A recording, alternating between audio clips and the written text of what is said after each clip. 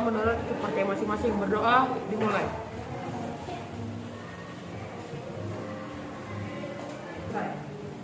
Terima kasih.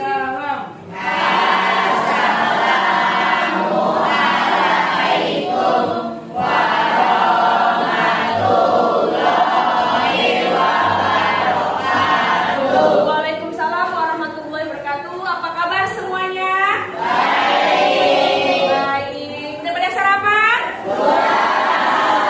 Hari ini yang tidak hadir siapa ya? Firmansyah. Firmansyah kenapa? Sakit. Baik, kita doakan Firmansyah semoga diberikan kesehatan ya agar besok dia dapat melaksanakan aktivitas seperti dia seperti biasa. Baik anak-anak, sebelum kita mulai pembelajaran hari ini, yuk kita mainkan lagu nasional terlebih dahulu. Silakan dipimpin oleh Indah.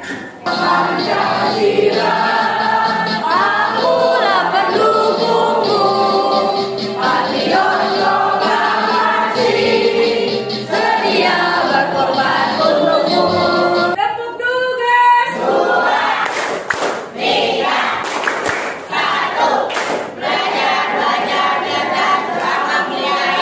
Oke, terima kasih. Silakan duduk kembali.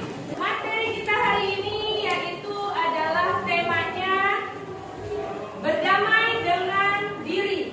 Damai mulai dari diri sendiri. Ya, sebelum kita masuk materi, Ibu mau bertanya terlebih dahulu nih. Di sini yang gambar pertama, coba dilihat gambar pertama ini gambar apa? Taman bunga, seperti ikutan ya, taman bunga. Coba dilihat. Bunga. Apa kaitannya dengan keberagaman yang tahu tunjuk tangan? Bunga-bunga yang memiliki jenis-jenis yang berbeda terhadap satu tempat, yaitu yang itu yang disebut dengan keberagaman. Oke, dalam satu tempat dia ada beberapa jenis bunga. Lihat, ada bunga dan bahkan bukan jenisnya saja, tapi warnanya pun juga berbeda-beda. Ada yang warnanya ungu, ada yang warnanya putih, kuning, hijau. Terlihat indah nggak kalau berbeda-beda? Indah. Begitupun juga kita dalam kehidupan sehari-hari, kita juga berbeda-beda. Beda-beda dari sukunya, agamanya, kemudian rasnya, ya kan? Dari perbedaan itu menghasilkan suatu keindahan. Coba dilihat, ini yang gambar kedua, gambar apa? Sayur asem. Pernah makan sayur asem? Rasanya bagaimana? Asam, asin, manis, pedas, gurih. Enak rasanya? Nah, coba kalau sayur asem ini rasanya asam doang, enak gak? Begitu juga dengan keberagaman. Kalau dia ada rasa manis, asam, asin, gurih, ini rasanya akan enak. Sampai di sini paham dengan keberagaman? Ya, berdamai dengan diri sendiri. Capaian pembelajaran coba dibaca. Ridwan. Setelah mempelajari topik 3 tentang damai mulai dari diri, peserta diharapkan memahami konsep tentang ragam identitas diri, mampu memberikan contoh sikap walas asih pada diri sendiri. Pernahkah Anda merasa malu atau tidak percaya diri terhadap identitas diri sendiri? Nah, kenapa malu? Karena fisik. Oke, gak apa-apa. Katanya gemuk. Ada yang hidungnya pesek. Ya, ada yang katanya matanya sipit. Bu, saya nggak percaya diri, Bu. Begitu? Terus mengapa muncul perasaan tersebut? Kenapa sih identitas tersebut perlu disembunyikan? Bapaknya misalnya tukang beca, gitu. Dia malu dengan diumpetin identitasnya. Biar temennya enggak tahu. Itu tidak boleh. Aktivitas coba kalian semua berdiri. Oke, keluar dari mejanya semua. Identitas yang beragama Muslim di sebelah kanan Bu Sirti, yang beragama Kristen di sebelah kiri Bu Sirti. Ayo.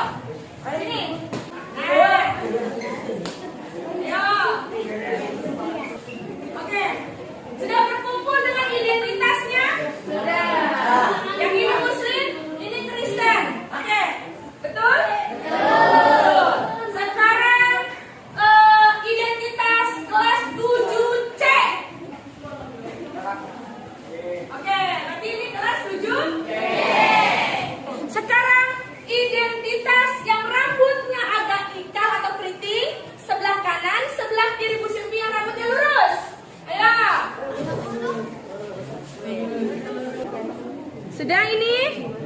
Ini berdasarkan jenis rambut. Identitas berdasarkan jenis rambut, ya. Berdasarkan asal daerah. Yang Jawa di belakang sana, Betawi sebelah sini, Jakarta. Betawi. Batak sebelah kiri. Batak. Ini berdasarkan asal daerah. Ini asal daerah Jawa.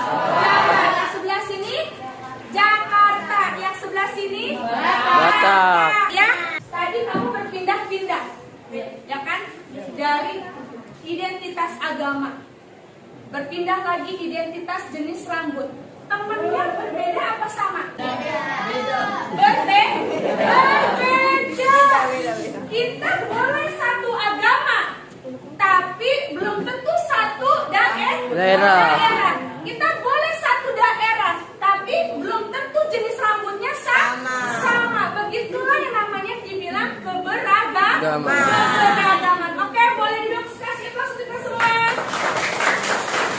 Setiap orang punya banyak identitas. Kita punya banyak identitas. Silakan disimak dulu. Kamu yang beda dengan dia atau mereka? Kamu yang punya nama, tanggal lahir, dan orang tua yang beda dengan orang lain. Sebuah identitas. Kamu baru datang ke kampus, bertemu orang-orang dengan identitas berbeda. Kadang kamu penasaran, membandingkan satu sama lain, lalu mengelompokkan tiap orang. Bagaimana kamu akan melakukannya? Beda identitas itu wajar, namun mungkin kita perlu cara pandang yang benar soal identitas. Coba lihat baik-baik. Mungkin kita beda dalam satu identitas, tapi sama dalam identitas lain. Bahkan ketika mengelompokkan orang, kita sebenarnya mencari-cari persamaan identitas. Akhirnya kita perlu pahami bahwa beda itu hak asasi.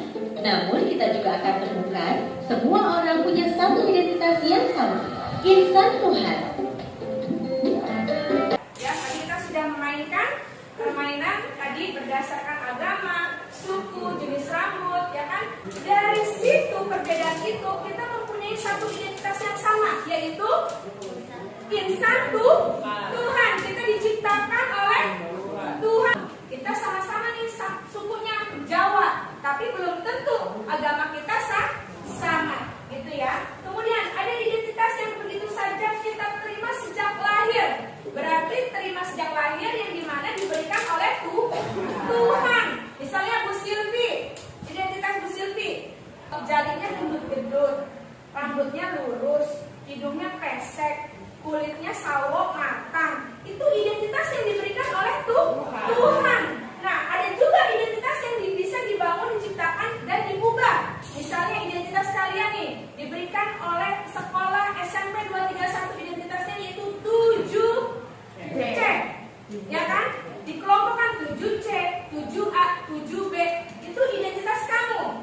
Itu yang diberikan oleh orang. Baik, ada identitas yang kita anggap sangat penting. Jika orang merendahkan identitas tersebut, kita akan merasa sangat tersinggung. Misalnya, mohon maaf, Juan dibilangnya bulat. Tersinggung gak Juan? Tersinggung itu tidak boleh. Misalnya Bu Silvi pendek, dipanggilnya pendek, cebol. Boleh nggak begitu? Nggak boleh. Pasti Bu Silvi akan tersinggung. Nah itu ya, sampai sini paham?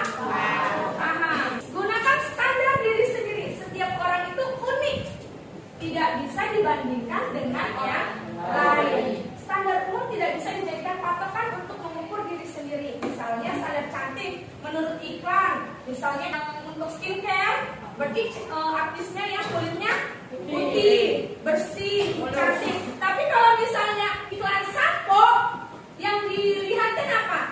Rambutnya. Berarti yang cantik itu rambutnya sehat, baik mau lurus maupun keriting. Tapi rambutnya sehat, subur, itu kan perawat. Nah begitu ya, standarnya tidak boleh disamakan.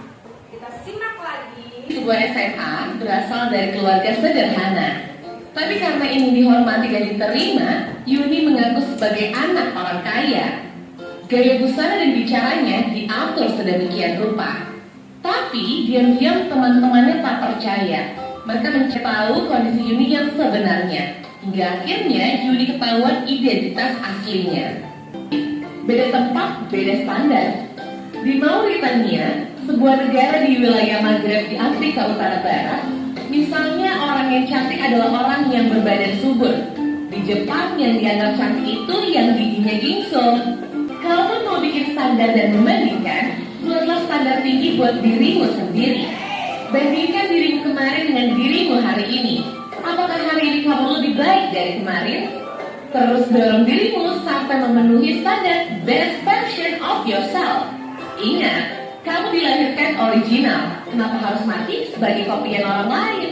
Ya, standar itu berbeda-beda di setiap tempat dan waktu. Dulu, zaman dulu, cowok ganteng dan keren itu yang rambutnya belah tengah, kumisnya tebal. Zaman dulu, ya zamannya mungkin zamannya bapak orang tua kamu, bapak ibu kamu. Tapi zaman sekarang, apakah cowok ganteng dibilangnya kumisnya tebal dan belah tengah? Enggak, ya. Kemudian kalau di daerah mana tadi, cewek yang cantik itu adalah cewek yang bulat, seperti Bu Silvi, gendut, gitu kan ya, bulat. Nah, apakah di daerah lain juga seperti itu? Misalnya di Amerika, standarnya Amerika cewek cantik itu yang tinggi langsing, begitu bukan? Nah, setiap daerah, setiap negara itu memiliki standar yang berbeda-beda. Baik, ini konsepnya welas asih pada diri sendiri, yaitu latihan mencintai diri kita sendiri. Yang pertama yaitu kebaikan diri, mengekspresikan cinta dan penerimaan terhadap diri sendiri. Kita harus mengekspresikan, kita harus menerima apa yang kita miliki.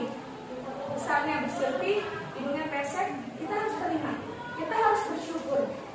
Apalagi kalau kita tidak punya hidung, bisa nggak kita bernapas? Tidak. Kita bersyukur mau pesek, mau mancung ke dalam, itu kita harus syukuri. Ya, apa yang diberikan Tuhan kepada kita. Kemudian kesadaran penuh, ambil napas yang dalam dan sadari apa yang terjadi di dalam diri tanpa menghakimi.